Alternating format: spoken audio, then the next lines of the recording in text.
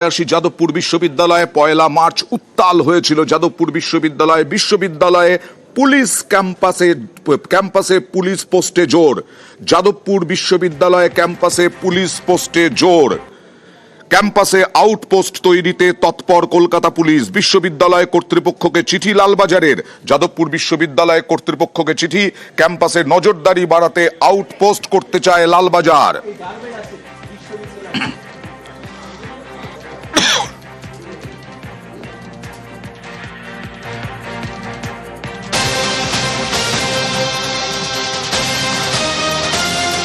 কোর্টে অস্বস্তি যাদবপুরের পড়ুয়াদের। এসএফআই কর্মী উদ্দীপন কুণ্ডুদের অস্বস্তি আদালতে।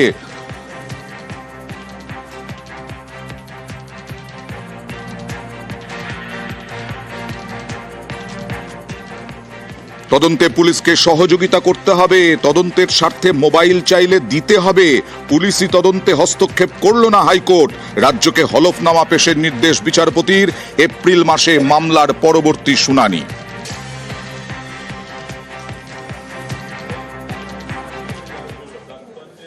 যোগেশচন্দ্র ল কলেজে আজকে তীব্র উত্তেজনা। পরিচালন সমিতির বৈঠকে নাকি বহিরাগত, এই অভিযোগে উত্তাল হয়ে ওঠে।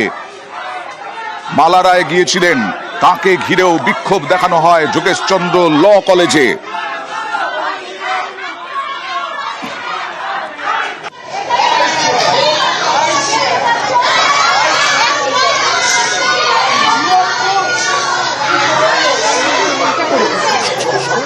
মতানৈক্য হচ্ছে এটা ঠিকই, কিন্তু সবাই ভালো। যারা মর্নিং এ আইন পড়ছে তারাও যেমন ভালো, ডেতে যারা পড়ছে তারাও ভালো। সুতরাং এখন কে দুষ্কৃতী আমার তো চিহ্নিতকরণ করা যাবে না এইভাবে। সেটা পুলিশ আছে, প্রশাসন আছে, দেখবে। আর বিধানসভাতেও আজকে হই হট্টগোল। বিধানসভার বাইরে দাঁড়িয়ে গতকাল শুভেন্দু অধিকারী সংখ্যালঘু তৃণমূলের বিধায়কদের চ্যাংদোলা করে ছুঁড়ে ফেলার হুঁশিয়ারি দিয়েছিলেন। আজকে তা নিয়ে তীব্র সমালোচনা করলেন মুখ্যমন্ত্রী মমতা বন্দ্যোপাধ্যায় বিধানসভার ভেতরে দাঁড়িয়ে। আর তার নামে অর্থাৎ শুভেন্দু অধিকারীর নামে চাকুলিয়া থানাতে অভিযোগও দায়ের হয়েছে। বিমান ব্যানার্জিকে, মমতা ব্যানার্জিকে হারাবো, আর ওদের দলের যে কটা মুসলমান এমএলএ জিতে আসবে, বিজেপি সরকারে আসবে, চ্যাংদোলা করে তুলে রাস্তায় ফেলবো। মঙ্গলবার বিধানসভার গেটের বাইরে দাঁড়িয়ে হুমকি, টার্গেট তৃণমূলের সংখ্যালঘু বিধায়করা। বিমান ব্যানার্জিকে, মমতা ব্যানার্জিকে হারাবো, আর ওদের দলের যে কটা মুসলমান এমএলএ জিতে আসবে, বিজেপি সরকারে আসবে, চ্যাংদোলা করে তুলে রাস্তায় ফেলবো। বিরোধী দলনেতার এই মন্তব্য ঘিরে বুধবার উত্তপ্ত হয়ে ওঠে বিধানসভা। নিন্দা প্রস্তাব আনে তৃণমূল। এ নিয়ে তুমুল হট্টগোল। বিধানসভায় কড়া বিবৃতি দেন মুখ্যমন্ত্রী মমতা বন্দ্যোপাধ্যায়। বিজেপির উদ্দেশ্যে বলেন, আপনাদের বিরোধী দলনেতা মুসলিম বিধায়কদের ছুঁড়ে ফেলে দেওয়ার কথা বলছেন। আপনারা বাইরে থেকে যে হিন্দু ধর্ম আমদানি করেছেন তা কোনো বেদে নেই। মনে রাখুন, আগামী দিন ভয়ঙ্কর। আমি বাইরে মুখ্যমন্ত্রী হিসাবে বললে আমাকে কাউন্টার করেন। আপনাদের নেতা বাইরে বললে কেন কাউন্টার করব না? কোনো এলওপি আজ অব্দি বলেনি, কোনো ভারতের কোনো অ্যাসেম্বলিতে বলেনি এরকম কথা। ডেমোক্রেসিতে এটা হয় না, এটা অ্যালাউ করা যায় না। মমতা বন্দ্যোপাধ্যায়কে ধন্যবাদ জানাই, এক্সপ্লেন করেছেন ভালো করে।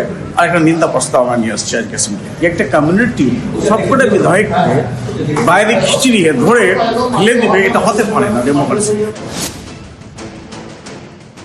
শুভেন্দুবাবু যে বক্তব্য দিয়েছে, তীব্র নিন্দা ধিক্কার জানাচ্ছি। সংবিধান বহির্ভূত, অগণতান্ত্রিক। শুভেন্দু অধিকারী রাষ্ট্রবাদী সার্টিফিকেট দেবে? হিন্দু, মুসলমান, জৈন, খ্রিস্টান যে ধর্মেরই আছে, কারণ প্রত্যেকটা নাগরিক রাষ্ট্রবাদী। শুভেন্দুবাবুর অনেক কার্যকলাপ আমরা দেখছি এই মুহূর্তে ভয়ঙ্কর ভাবে বিদ্বেষ ছড়িয়ে দিচ্ছে তার ভাষা থেকে। আসল শুভেন্দুবাবুর মুসলিম সাবজেক্ট ছাড়া আর কোনো সাবজেক্ট নেই সেটাকে নিয়ে রাজনীতি করা। এদিন বিধানসভায় মুখ্যমন্ত্রীর সুর ছিল সপ্তমে।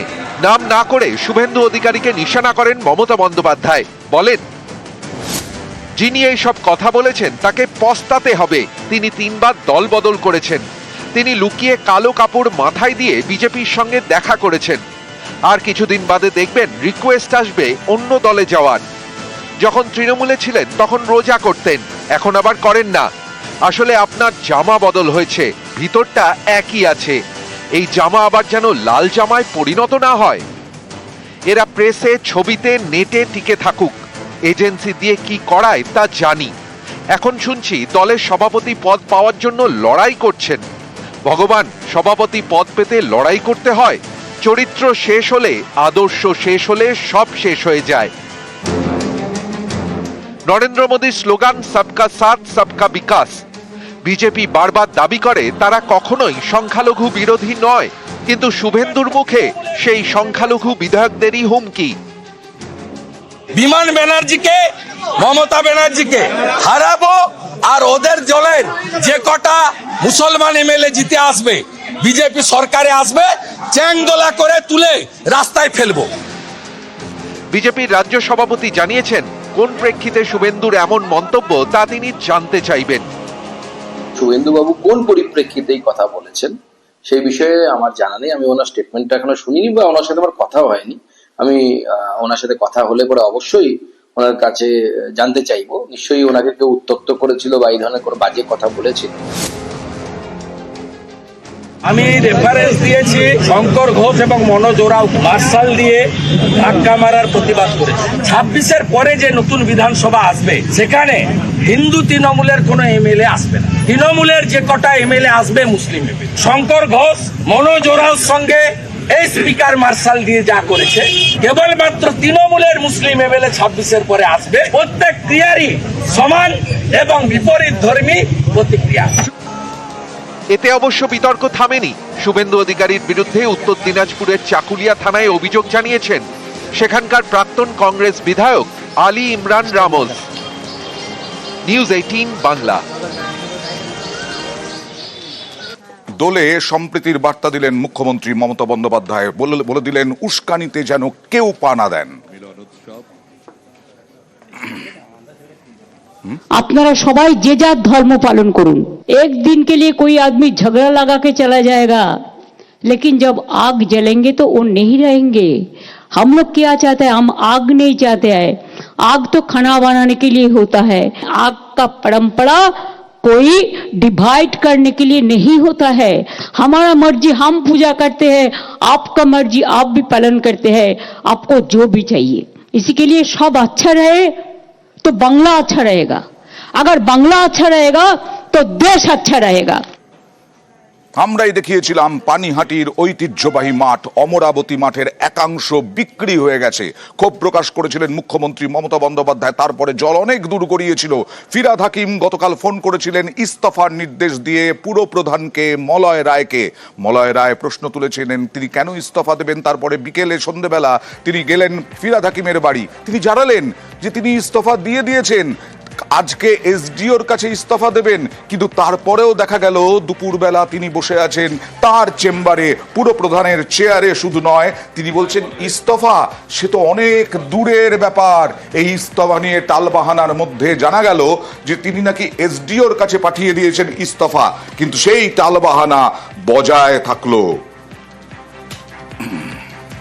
মন্ত্রী আজকে আমাকে ফোন করেছিলেন, আমি বলেছিলাম সন্ধ্যার পর আমি যাব, কারণ হায়েস্ট নেত্রী যখন বলে দিয়েছেন স্বাভাবিকভাবেই তার নির্দেশ আমাকে মানতেই হবে যখন দলটা করি। আপনি কি পদত্যাগপত্র পাঠিয়ে দিয়েছেন? অবশ্যই। কোথায় পাঠাবেন?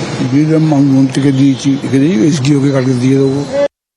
আমি দলের কর্মী, আমি তো মুখ্যমন্ত্রী নির্দেশ পালন করবোই, আমার নেতৃত্বে পালন করবো না? আমার দলের গার্জিয়ানকে আমি মানবো না? পদত্যাগ করছি না তাও বলবো না, পদত্যাগ করছি তাও বলবো না, কারণ এটা আমার কথাটা উচ্চ পর্যায়ের জায়গার কথা, এটা আমি মিডিয়ার সামনে বলবো না। রেজিগনেশন কখন দেবেন না দেবেন সে তো অনেক পরের গল্প।